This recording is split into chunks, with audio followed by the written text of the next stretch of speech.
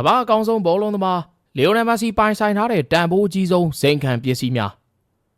အားလုံးပဲမင်္ဂလာပါထားမထားတဲ့ဆရာကြားတို့ channel ကနေကြိုဆိုလိုက်ရပါတယ်ကမ္ဘာအကောင်းဆုံးဘောလုံးသမားတူဖြစ်တဲ့လီယိုနယ်မက်ဆီက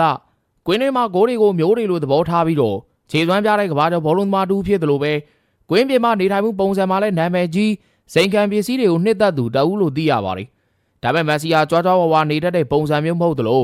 အနေထိုင်လဲတူသိပ်တာကြောင့်တချို့သောပရိသတ်တွေကမက်ဆီဟာဂုံပကာသနာတွေကိုမန်မောမှာမဟုတ်ဘူးလို့ထင်ကြမှာပါဒါပေမဲ့တကယ်တမ်းမှာမက်ဆီကမီလန်နာဘောလုံးသမားတူဖြစ်သလိုဒီနေ့ထိလည်းသူ့ရဲ့နာမည်ဂုံသတင်းကြော်စောမှုကလွှမ်းမိုးမှုကြီးနေသေးတာပဲဖြစ်ပါတယ်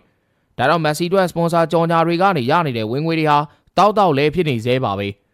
နောက်ပြီးတော့လောက်ခလာစာမြေမားစွာရရှိနေတဲ့မက်ဆီဟာတန်ဖိုးကြီးပစ္စည်းတွေကိုစုဆောင်းရတာလဲဝါသနာပါတဲ့သူဖြစ်ပါတယ်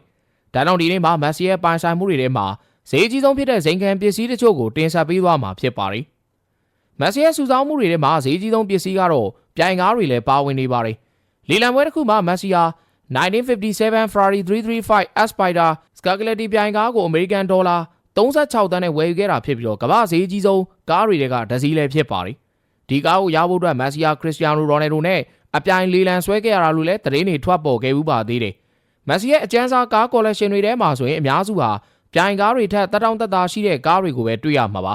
နောက်ပြီးတော့မက်ဆီဟာရှားပါပြီးတော့ဝယ်ရခတ်တဲ့တန်ဖိုးကြီးကားတွေကိုပဲစုဆောင်းထားတာဖြစ်ပြီးတန်ချင်းအနေနဲ့လည်းဒေါ်လာသန်း90ကျော်ထိတန်ဖိုးရှိနေလို့သိရပါတယ်မက်ဆီရဲ့ကားတွေထဲမှာ Ferrari, Pagani, Mercedes, Range Rover, Audi, Maserati, Cadillac စတဲ့တန်ဖိုးကြီးဇိမ်ခံကားတွေလည်းပါဝင်နေတာဖြစ်ပါတယ်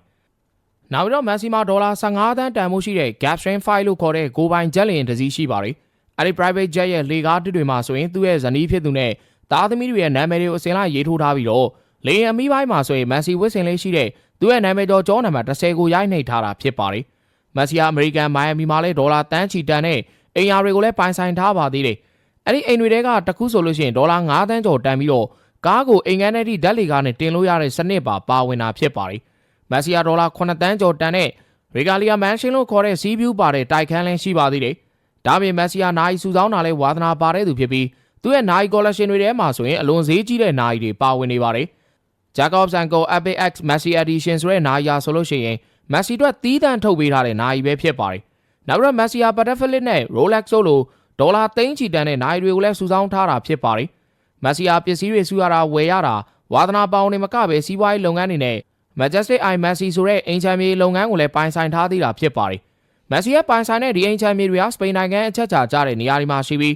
အိမ်နှလုံးချင်းစီရဲ့တန်ဖိုးဟာယူရိုတန်းပေါင်းများစွာတန်ကြီးရှိတာဖြစ်ပါတယ်။ကမ္ဘာအကောင်းဆုံးဘောလုံးသမားမက်ဆီရဲ့အတရင်ပိုင်ဆိုင်မှု network ဟာဒေါ်လာ600 သန်းဝန်းကျင်ဒီထက်လည်းပိုပြီးတော့များနိုင်တယ်လို့ကျွမ်းကျင်သူတွေကခံမှန်းထားကြတဲ့အတွက်အခုပေါ်ပြပေးသွားတဲ့ဒီပစ္စည်းတွေကမက်ဆီပိုင်ဆိုင်ထားတဲ့ယာရီတဲကမှ